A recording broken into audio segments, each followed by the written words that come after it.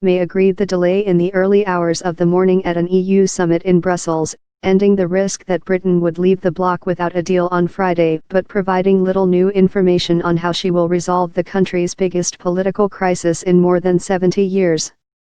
Sterling traders were left scratching their heads about whether the British currency should rise or fall. But her statement on the decision to delay Britain's EU exit for a second time brought angry reaction from hardliners who want to leave the EU as soon as possible.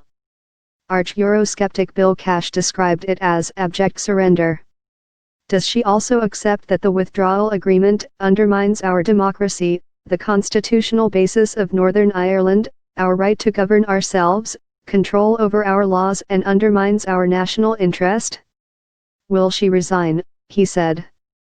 May retorted, I think you know the answer to that. Take a break. May said nothing was more pressing or vital than delivering Brexit, and emphasized that she wanted Britain to ratify an exit deal as quickly as possible to avoid taking part in European Parliament elections on May 23. This second extension in the space of a fortnight represents not only a diplomatic failure, but is another milestone in the government's mishandling of the entire Brexit process, he said. Despite trading barbs, both May and Corbyn said they wanted to continue talks. Let us then resolve to find a way through this impasse, so that we can leave the European Union with a deal as soon as possible, she said.